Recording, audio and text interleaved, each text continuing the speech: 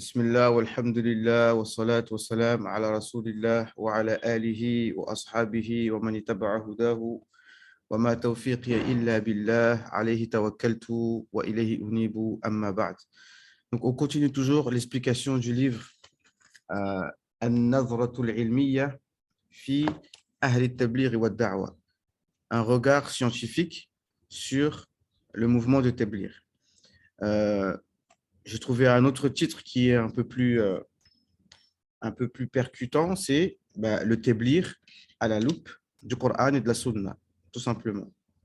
C'est-à-dire que on va analyser selon les règles d'interprétation du Coran et de la Sunna, qui sont les usul al-fiqh, les fondements de la jurisprudence.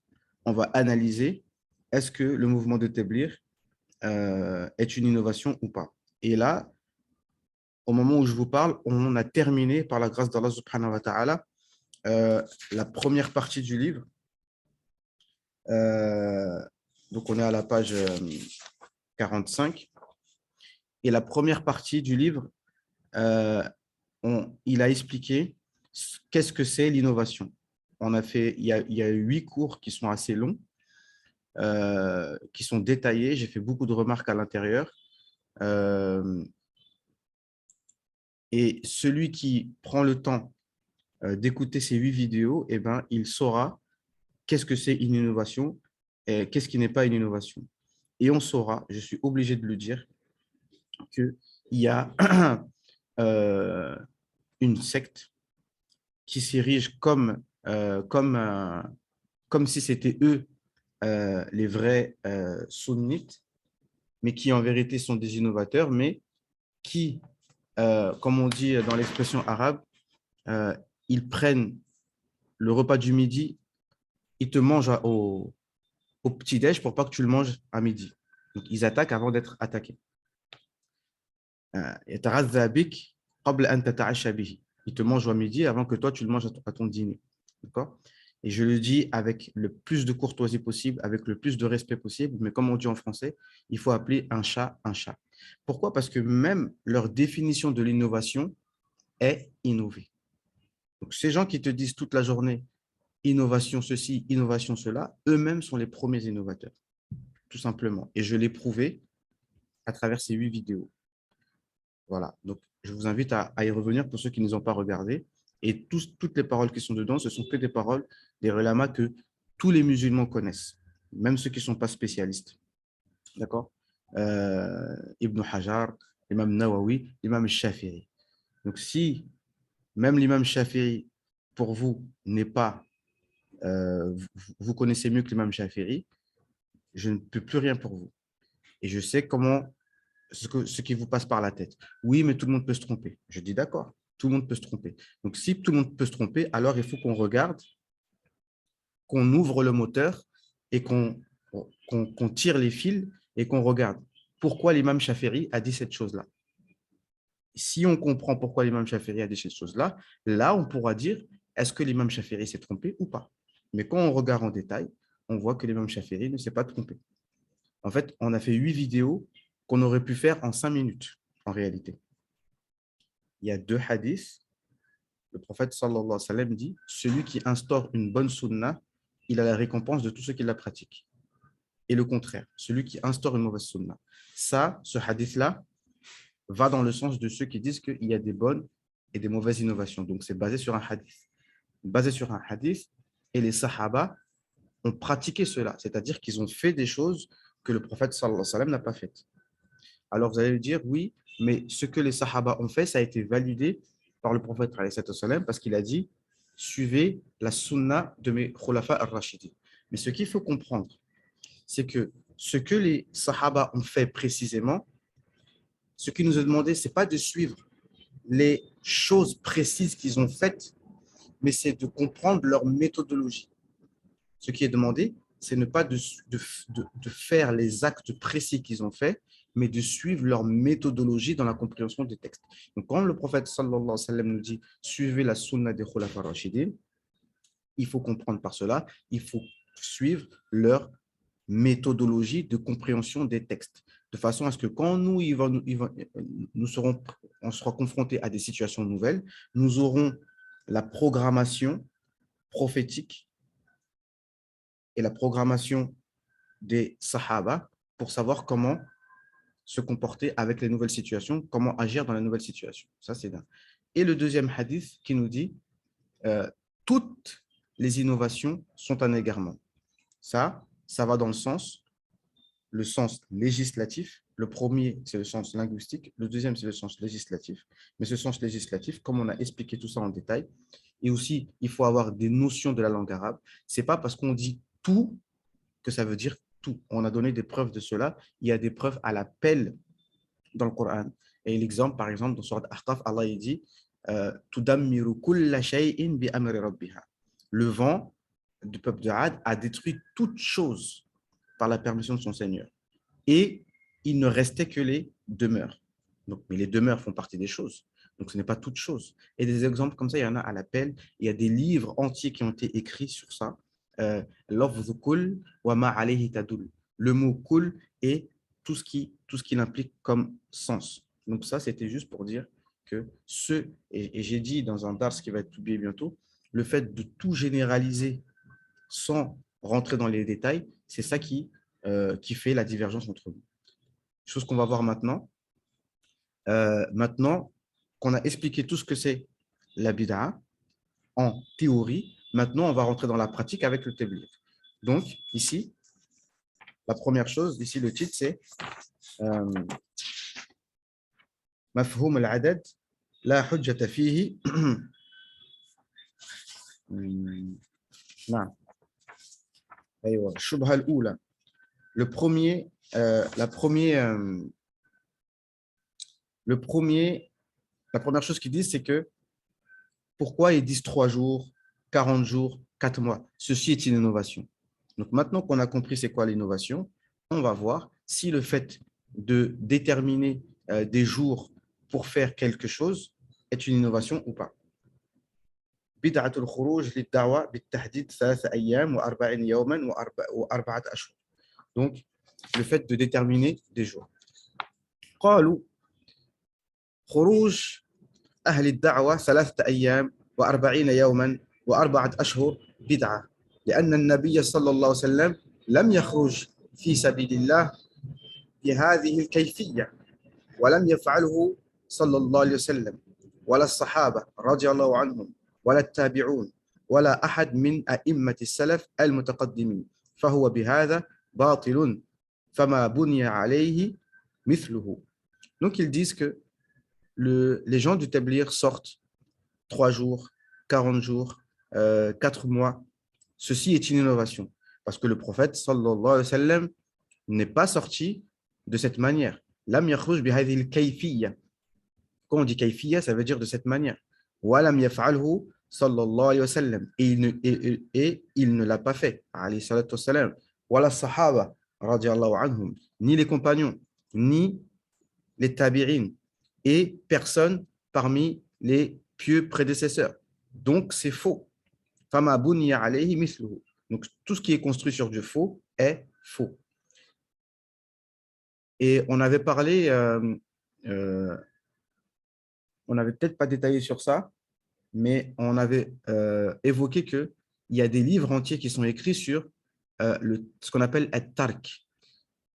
Est-ce que, c'est-à-dire tark, ça veut dire le fait de laisser le prophète, ce que le prophète alayhi sallam n'a pas fait.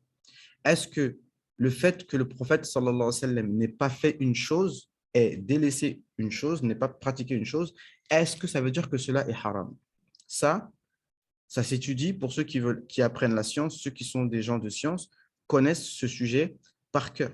Et tous les savants de Usul Fiqh, à part ceux qui nous embêtent en permanence, nous disent non, le prophète ne l'a pas fait, alayhi salam, donc c'est haram. Or, cette phrase-là, elle contredit le consensus des gens de science. Ce n'est pas tout ce que le prophète sallallahu alayhi wa sallam n'a pas fait qui est haram. Non. Tout simplement. لأن ولأن يبقى الإنسان على حاله من الغفلة والبعد عن الطاعات وحتى l'irtikab al-manhiyat khayrun lahu min al-khuruj lid-da'wa. Donc, ces personnes nous disent que qu'une personne reste dans la désobéissance, dans l'insouciance, loin des obéissances, est mieux pour lui que de sortir en khuruj. Ça, c'est ce qu'ils nous disent, puisqu'ils disent comme c'est une innovation, même s'il y a du bien dedans, mais comme c'est une innovation, rester dans les péchés ou même rester dans la mécréance, c'est mieux que, je ne vais pas leur faire dire ce qu'ils n'ont pas dit, mais bon, voilà quoi.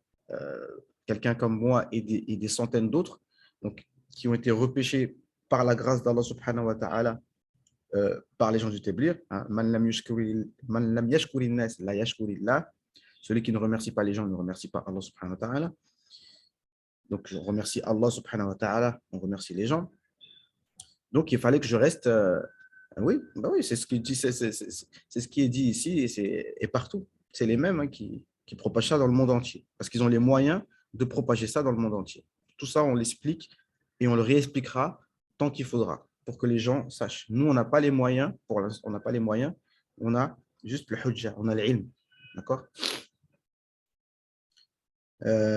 نعم وإصلاح حاله مع ربه لأن الوضع الأول ترجى له التوبة عن الكبائر المخالفات أما في الوضع الثاني فهو قائم على بدعة. Donc dans le premier cas, en fait, parce que pour eux, on connaît le discours, celui qui est innovateur, ben, il n'y a pas d'espoir qu'il revienne vers la vérité parce qu'il pense déjà faire le bien. Alors que celui qui fait des péchés, il sait qu'il fait des péchés. Non. Mais moi, je dis que tout le monde devrait savoir se remettre en cause. Tout le monde. C'est pour ça que nous, on cherche le ilm. Et moi, Abou Muslim, c'est ce que je vous dis tout le temps. Nous, on cherche le ilm. On veut savoir ce qu'on fait. Mais ça ne se fait pas du jour au lendemain. Ce n'est pas du jour au lendemain que tu vas pouvoir comprendre les dalils. Donc, ça veut dire que tout le monde est capable de comprendre le Coran et la Sunna comme ça en 3 mois. Ce n'est pas sérieux. D'accord? Mais voilà, on essaye d'apprendre tous les jours. Et ça, vous voyez que tout ce qu'on va dire, c'est basé sur Usul al-Fiqh. Qui d'entre eux ont vraiment étudié Usul al-Fiqh? Ces gens-là qui traitent des gens d'innovateurs tous les jours, ils savent que la science de Usul al-Fiqh ne leur appartient pas. Ils le savent.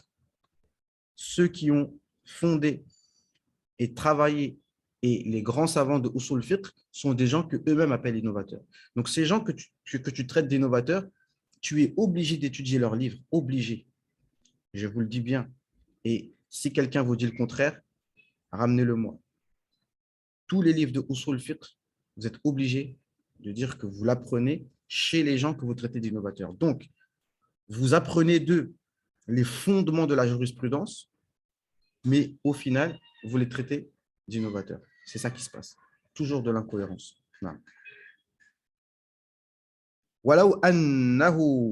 Donc, celui qui est innovateur, pour eux, il ne pourra pas changer. Mais ce que je constate, moi, c'est que ces frères-là, en question, ils sont sûrs d'une manière incroyable. C'est-à-dire qu'ils sont persuadés à 1000% d'être sur la vérité. À 1000%. Ils n'ont pas l'ombre d'un doute qu'ils sont sur la vérité. Mais en même temps, ils ne veulent même pas écouter ce que l'autre dit, parce que c'est ce qu'on leur dit de faire. Il ne faut pas écouter les innovateurs, parce que sinon, ils risquent de t'ensorceler, ils risquent de te... Il ne faut pas écouter. Donc, en même temps, tu n'écoutes pas, mais en même temps, tu es sûr que c'est faux. Moi, c'est quelque chose vraiment il faut que j'étudie ce sujet-là. Comment c'est possible? Voilà, annahu yataghayyara haluhu bil kulliyya, bien évidemment, parce qu'ils ont confiance en leurs shuyukh. Parce que les shuyukh, eux, ont écouté les innovateurs, eux savent, donc ils ont confiance en eux. Ça, ce n'est pas du suivi aveugle, par contre. Frère, il nous dit, un savant ici a dit, le médecin qui, par son incompétence, tue des malades est meilleur que les téblirs. Un médecin qui, par incompétence, tue des malades est meilleur que les téblirs. Car les tuer simplement, alors que les téblirs les envoient en enfer. Voilà. Voilà ce qu'on entend. Parce que ce n'est pas clair, leurs propos. Des fois, ils te disent, il s'agit de paradis ou d'enfer. Donc, tu es en train de dire quoi? Que les gens du téblirs, ils sont sur le chemin de l'enfer, c'est ça? il faut être clair, hein, parce que c'est pareil quand tu essayes de bien comprendre ce qu'ils te disent. Ils disent non, mais on vous a pas dit que vous êtes mécréants. Mais bon, alors on est quoi? Tu vois, il faut être clair quand on parle. Non. Allahu Akbar. ولو أنه يتغير حاله بالكلية إلى الطاعة فهي غير مقبولة منه. Donc, ils disent que, et moi, on me l'a dit en face, et personne d'entre eux peut dire le contraire, c'est que pour eux, toutes les actions que les gens de Téblir font ne sont pas acceptées. Ça, c'est le frère Youssouf Abu Anas qui me l'a dit en face à face. D'accord? Il a dit, vos actions ne sont pas acceptées. Donc, tout ce qu'on fait, ce n'est pas accepté. Et c'est comme si, en fait, il aurait pu dire la même chose pour quelqu'un qui est mouchrik. Comme, quand le mouchrik, ses actions ne sont pas acceptées. وَلَقَدْ أُوحِيَ إِلَيْكَ وَإِلَى الَّذِينَ مِنْ قَبْلِكَ لَئِنْ أَشْرَكْتَ لَيَحْبَطَنَّ عَمَلُكَ. Il a été révélé à toi et à ceux qui t'ont précédé, ça c'est dans le Coran, que si tu deviens mécréant, tes actions sont annulées. Donc, ce qu'il est en train de dire, c'est comme si on est mécréant, puisque les actions de qui ne sont pas acceptées? C'est les actions d'un mécréant. D'accord? Donc, il faut être clair. Donc, ce n'est pas accepté. لِأَنَّ الْمُبْتَدِعَ لَا تُرْجَى لَهُ تَوْبَةٌ. Parce que l'innovateur, on ne peut pas espérer qu'il se repentisse. وَمَنْ أَحْدَثَ فِي أَمْرِنَا هَذَا مَا لَيْسَ مِنْهُ فَهُوَ رَدٌّ. Et il nous cite le hadith qui dit, celui qui fait une action qui ne fait pas partie de mes commandements, alors c'est rejeté. Mais on a parlé de ce hadith-là, je pense, oui, on a parlé de ce hadith-là, qui rentre dans le hadith Kullu bid'atin dalala. Toute innovation est un égarement. Soyez bien concentrés. Ici, toute innovation est un égarement. On a expliqué que ce n'est pas parce qu'on dit tout que ça veut dire tout. Des fois, il y a des choses qui sont mahzouf, qu'on doit comprendre. Ça, ce n'est pas moi qui l'invente, je ne fais pas de la philosophie. C'est dans le ilm de Balara qu'on étudie d'ailleurs les jeudis. D'accord? Des fois, il y a des choses qu'on n'est pas obligé de dire, de prononcer, mais qui sont comprises. D'accord? Mais le hadith ici, en fait, si on prend toute innovation est un égarement et qu'on prend ce hadith-là, celui qui fait une action qui ne fait pas partie de mes ordres est rejeté, et ben, dans le deuxième hadith-là, il y a la partie qui n'est pas évoquée dans le hadith. Toute innovation est un égarement. Est-ce que vous me suivez? Parce que le hadith, toute innovation est un égarement, c'est-à-dire toute innovation dans laquelle il n'y a pas mon commandement est un égarement. Comme le hadith ici, celui qui fait une chose dans laquelle il n'y a pas mon commandement. Donc, on doit comprendre que celui qui fait une chose dans laquelle il y a mon commandement, dans laquelle il y a un dalil général du Coran et de la Sunna, alors ce n'est pas rejeté. On a dit au début que on doit suivre la méthodologie des compagnons et pas seulement chaque sujet précis. فطاعته التي تحول إليها نتيجة خروجه. Parce que toutes les bonnes actions qu'il a faites ont été faites par rapport à son khuruj. وترك بسببها كبائر المعاصي والمخالفات مردودة عليه.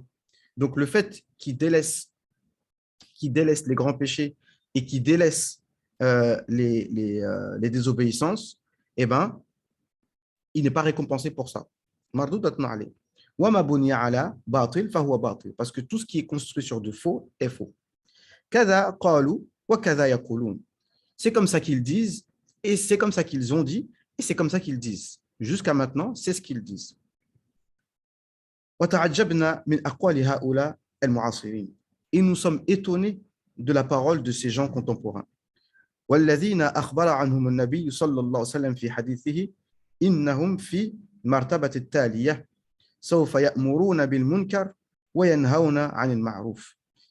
Ceux qui ont été évoqués par le prophète quand il a dit il y a des personnes qui ordonnent le mal et qui interdisent le bien. وينهون عن المعروف, et qui interdisent le mal. Et là, c'est quelque chose de grave, en fait, il faut le dire. Allah Azza wa Jal donne des descriptions de certaines personnes dans le Coran, et je précise toujours que je n'ai pas envie, c'est pas une bonne méthodologie d'utiliser des versets qui sont qui correspondent aux mécréants pour les mettre sur des musulmans. Ça, c'est dangereux. D'accord?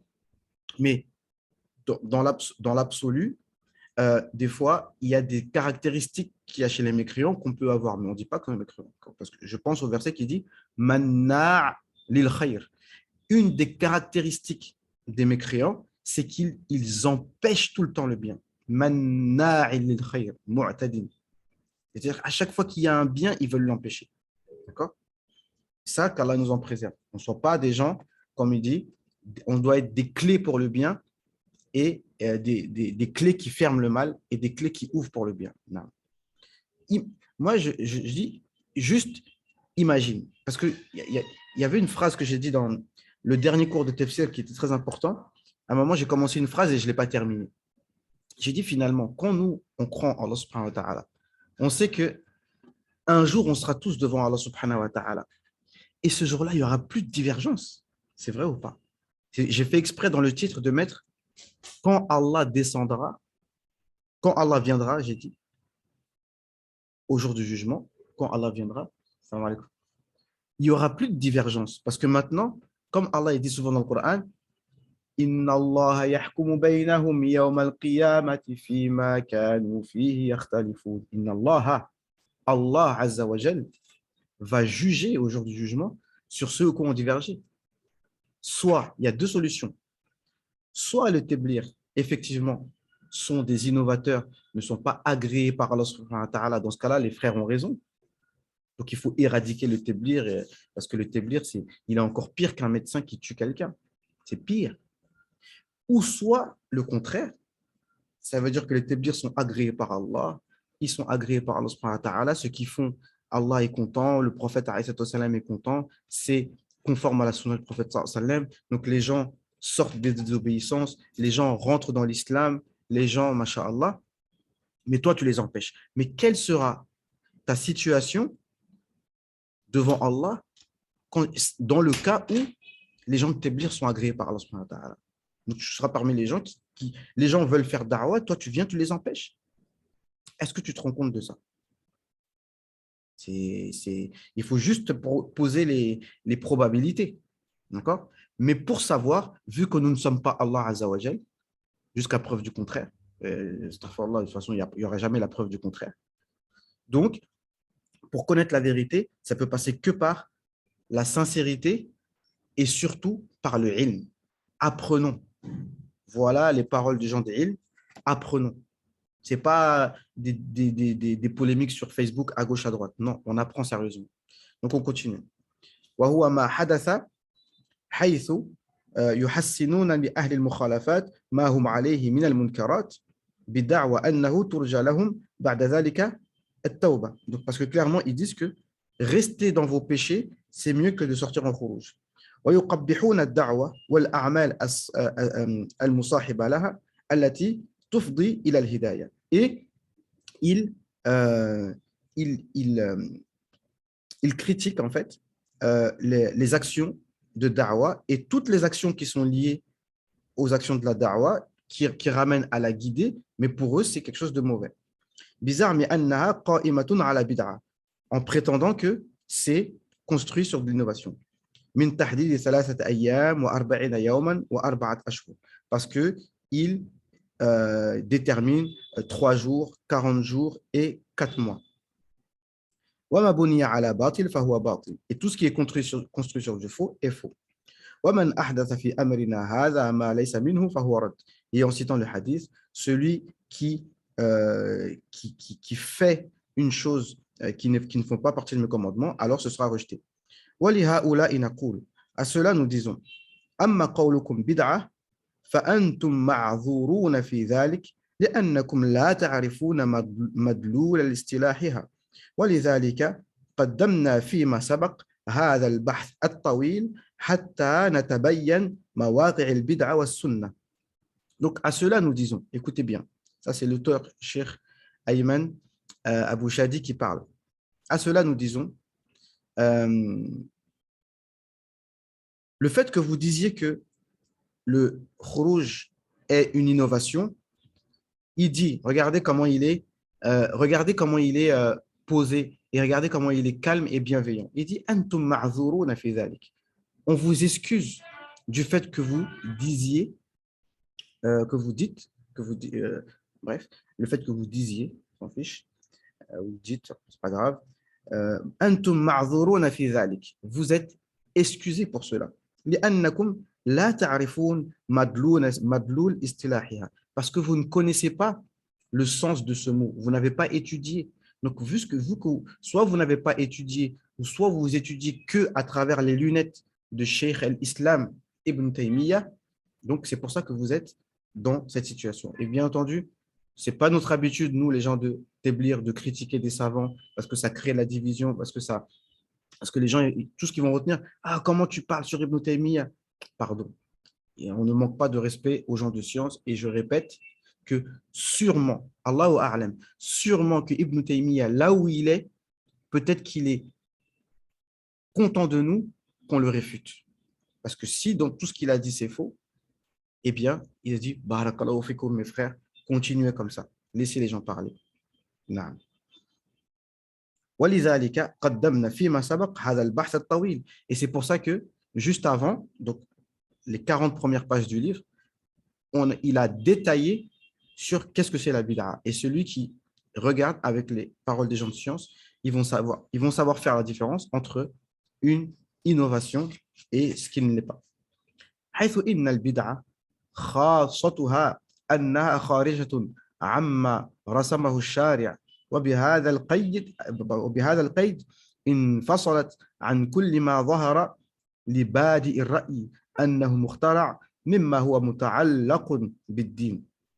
Parce qu'on a expliqué en détail que l'innovation est uniquement ce qui sort de ce qui a été tracé par le législateur. La bid'a, c'est ce qui sort de ce qui a été tracé par le législateur. Allah subhanahu wa ta'ala, وبهذا القيد انفصلت عن كل ما ظهر لبادئ الرأي. Et avec ce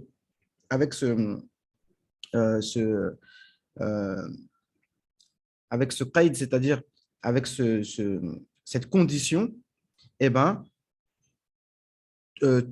avec cette condition, ça enlève tout ce qui apparaît à ceux qui n'ont ni science et en réalité ni intelligence. Yani badi ar-ra'i. Badi ar-ra'i, c'est une expression en arabe qui est de celui qui son avis est primaire, ça veut dire qu'il ne va pas loin dans la réflexion. Ça, c'est un terme qui est dans le Coran, badi ar-ra'i. C'est un terme qui est un peu, on pourrait dire péjoratif, c'est-à-dire que tu n'es pas super intelligent, donc, s'il te plaît, quand nous on fait mashura, reste à côté parce que ton avis, on n'en a pas vraiment besoin. D'accord? Mais je tiens à préciser que quand Allah Azza wa Jal parle de ces personnes dans le Coran, c'est pour dire qu'au contraire, c'est les gens simples, des fois qui acceptent mieux la vérité. D'accord? Ça, c'est dans le cadre de leur modestie, et la plupart des gens qui acceptent le message des prophètes sont des gens simples. D'accord? Sont des gens simples. Donc ça, c'est quelque chose aussi qu'il faut comprendre. Mais là, il a employé cette expression-là pour dire badi ar-ra'i, pas dans son côté spirituel, est-ce qu'il est modeste ou pas, mais en fait, c'est dans le côté scientifique. C'est-à-dire, quand on parle, il faut être précis. Là, on parle du côté scientifique. Ils vont penser que c'est muhtara, mimma huwa muta'allaqun bid-din. Donc, il va penser que c'est innové, alors que c'est clairement conforme à la religion. نعم. فهل الدعوة إلى الله تعالى وجلب النفع لكل أحد بإدخاله إلى الجنة حرصا وشفقة عليه ودفع الضرر عن كل أحد بإبعاده عن النار وغضب الجبار خارجة عما رسمه الشارع سبحانه أو أمر به النبي صلى الله عليه وسلم. Donc, est-ce que le fait de ramener tout le bien لكل أحد بإدخاله إلى الجنة pour le ramener sur le chemin du paradis, hirsan wa shafaqatan alayh, avec, yani, par totale bienveillance.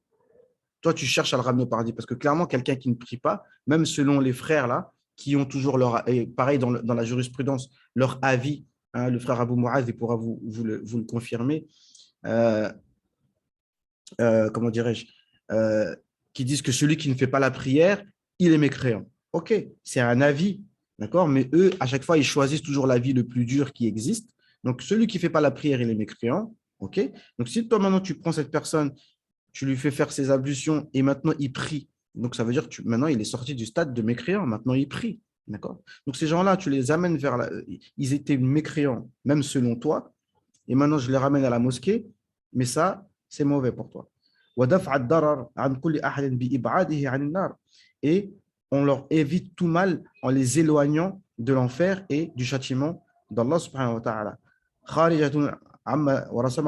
Est-ce que tout ça, c'est hors du cadre tracé par Allah et son prophète? C'est une question. El-Jawab, la bil qata'. La réponse, non, évidemment.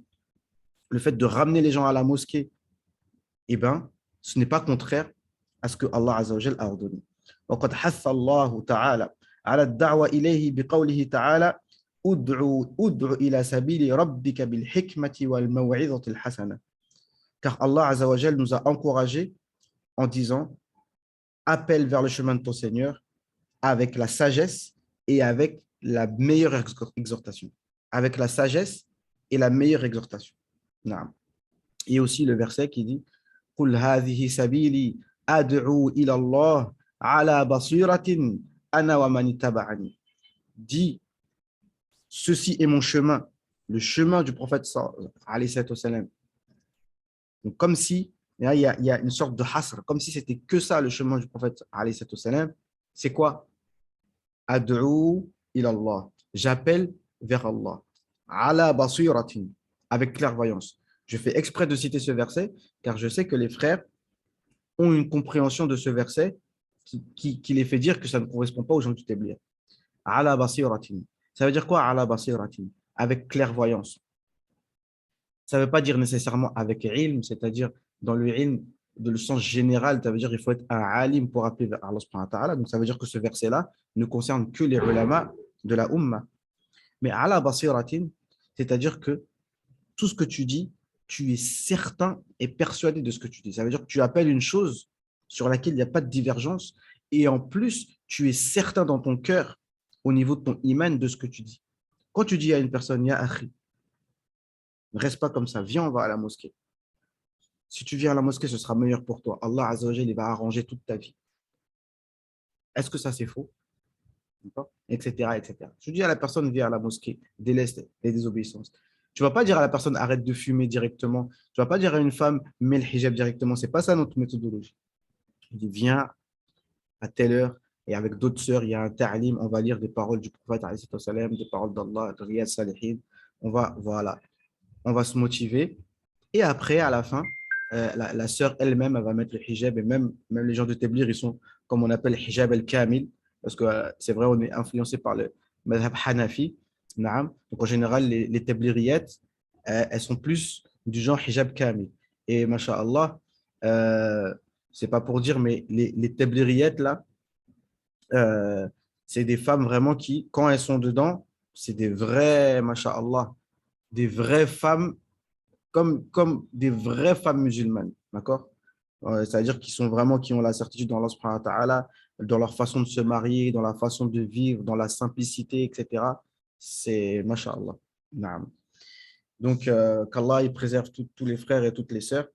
Donc, bref, c'est-à-dire que maintenant, la vie de la personne, elle devient dans la sunna. Donc, naam. Et donc, à la basira, ça veut dire que tu sais de quoi tu parles. Ça ne veut pas dire que tu connais le Coran par cœur, tu connais les hadiths par cœur. D'accord? Et on a cité l'exemple des djinns, n'est-ce pas? En fait, je m'étais trompé dans le verset. وَإِذْ صَرَفْنَا إِلَيْكَ. À chaque fois, je me trompe sur ce verset. وَإِذْ صَرَفْنَا إِلَيْكَ وَإِذْ صَرَفْنَا إِلَيْكَ نَفَرًا مِنَ الْجِنِّ يَسْتَمِعُونَ الْقُرْآنَ. Des djinns, ils n'avaient jamais entendu le Coran, ils ont entendu le Coran pour la première fois, tout de suite, ils sont partis prêcher leur peuple. Et Allah a relaté ça dans le Coran. Donc, tu es sûr de ce que tu dis. Al-adhan, hayya ala salah, hayya ala al-falah. وأمته صلى الله عليه وسلم مثله فهذا الخطاب أنا ومن اتبعني. Moi et ceux qui me suivent. Donc, tous ceux qui suivent le prophète, alayhi salam, ils font da'wa. Et tous ceux qui suivent ne sont pas tous des ulama. Wa subhanallah. Wa ma ana minal mushrikin. On n'est pas des mushriks. Comment toi tu dis un musulman qui appelle à Allah tous les jours? Subhanallah, c'est incroyable. Vous connaissez le yaqin des gens du Tabligh? Comment ils sont accrochés avec Allah subhanahu wa ta'ala, tu ne peux même pas les suivre. Ils te disent des choses, toi-même, tu n'y crois même pas. Il leur arrive des choses, toi-même, tu n'y crois même pas. Toi-même, parce que ton iman, il est daïf. Tu ne crois pas que ça peut arriver comme ça, des choses. Ah, ils mentent. Tu crois que c'est des mythomanes ou quoi? Yes. وأمته صلى الله عليه وسلم فهذا الخطاب من الأوامر المتعدية التي تشرك فيها الأمة مع رسولها الأعظم ونبيها الأكرم. Donc ces ordres-là, ils sont pour le prophète عليه الصلاة والسلام et toute la Ummah, comme je viens de dire. يبين ذلك قوله تعالى قل هذه سبيلي أدعو إلى الله على بصيرة أنا ومن اتبعني وسبحان الله وما أنا من المشركين. Donc je viens de le dire. Et le verset qui dit وَلْتَكُمْ مِنْكُمْ أُمَّةٌ يَدْعُونَ إِلَى الْخَيْرِ وَيَأْمُرُونَ بِالْمَعْرُوفِ وَيَنْهَوْنَ عَنِ الْمُنْكَرِ وَأُولَٰئِكَ هُمُ الْمُفْلِحُونَ. Le verset 104 de la sourate 3. Que parmi vous se forme une communauté qui appelle vers le bien. Le bien, il n'y a pas de divergence sur le bien. Al-khayr. D'accord? Et quand on dit ma'rouf dans le Coran, c'est ma'rouf, ça veut dire c'est connu, ça veut dire de tout le monde. On ne parle pas de choses où on dit ah non, il y a une divergence. Les choses où il y a divergence, nous, on n'est pas dedans. D'accord? On laisse ça pour les savants, je veux dire. Non. Et qui ordonnent le bien et qui interdisent le mal. Et c'est ceux-là qui ont la réussite. وكذلك أمر النبي صلى الله عليه وسلم بذلك في قوله بلغوا عني ولو آية. Et le prophète alayhi salam, a ordonné à toute la Ummah, transmettez de moi ne serait-ce qu'un verset. Est-ce qu'il s'est adressé que aux savants? Non. Que celui qui est présent parmi vous transmette à celui qui est absent. Et ceux-là, même ceux qui sont contre le tablir, sont d'accord avec tout ce qu'on vient de dire ici. Donc mes frères en islam, ما عيبكم على أهل الدعوة وما صمكم إياهم وصمهم إياهم بالابتداع ظلما وزورا مع هذه الآيات والأحاديث في فضل وجوب الدعوة. Donc, comment vous pouvez, mes chers frères, traiter les gens d'innovateurs avec tout ce qu'on vient de dire? Non. Je n'ai pas envie de faire une deuxième session. Donc, je vais m'arrêter là. Bon, il reste 3 minutes. Je vais terminer ce passage-là et on continuera mercredi, Inch'Allah. ليس الأمر في الفضل الدعوة ووجوبها والأدلة على ذلك فنحن مقرون بها وإنما الشأن كل الشأن والطمة الكبرى في هذه الثلاثة أيام و40 يوما و40 أشهر تلك الأوقات المحددة المحصورة المخترعة والتي تجر الأمر بأكمله إلى الرد. Donc ils disent non, nous on vous reproche pas, bien sûr on vous reproche pas le fait de faire da'wah, mais notre problème c'est que vous avez fixé 3 jours, 40 jours, etc. قلنا ولو كان الأمر في هذه الأوقات على خلاف ما تظنون من البدع والرد وأنه قد ورد في كلام أهل العلم والأحاديث الصحيحة صحة التحديد والتخصيص وأوقات معينة لأداء الواجبات الشرعية قالوا برهنوا لنا ما على ما تقولون ونحن أول المستجيبين إن صح في كلام أهل العلم ذلك وجاءت به الآثار. Donc tout simplement, il va dire que si le fait de déterminer des jours c'est interdit par les gens de ilm, on sera les premiers à arrêter tout ça. Et donc ici, il va commencer à expliquer que ce qu'on appelle, bon là on va rentrer dans Usul Fiqh, mafhoum al-adad, que beaucoup de gens, sans leur manquer de respect, n'ont pas étudié. Le fait de citer, de déterminer des jours, eh ben, ça n'a aucune incidence. Il y a une jama'at qui, après un accident, le car est chuté du pont jusqu'au fleuve et ils sont sortis du car et ont marché sur l'eau et ont sauvé les gens. Ça a choqué le village juste à côté, car dans cet endroit, après, il y a eu un accident et il n'y a eu aucun survivant. Donc voilà, marcher sur l'eau, comme on a appris dans la règle de la aqida, les ahkam adiyya. Normalement, on ne marche pas sur de l'eau qui n'est pas gelée. Ça, c'est hukmun adi. Mais c'est possible qu'on marche sur l'eau, tout simplement. Donc maintenant, voilà. Après, les gens, ils font ce qu'ils veulent. D'accord? Donc, voilà, on en a terminé. Donc, la semaine prochaine, on va commencer à expliquer ma forme al-adad. Est-ce que le fait de fixer des jours, comme le fait voilà, dans les universités, première année, deuxième année, terminale, bac en sharia, doctorat, etc. En fait, c'est de cet ordre-là, tout simplement. Donc, alhamdoulilah, on a terminé pour aujourd'hui. Donc, on demande à Allah subhanahu wa ta'ala qui nous permette euh, de toujours étudier la science avec la bonne méthode et avec l'éducation spirituelle. Donc, ça va couper brusquement. Donc, moi, je vous invite à vous reconnecter pour qu'on parle en privé parce que c'est le plus important. Donc, reconnectez-vous tout de suite, Inch'Allah. Donc, voilà. Donc, ceux qui sont pas là en direct, ben, ne pourront pas assister à cela. Donc, je vous dis à tout de suite, Inch'Allah. وآخر دعوانا أن الحمد لله رب العالمين والسلام عليكم ورحمة الله تعالى وبركاته.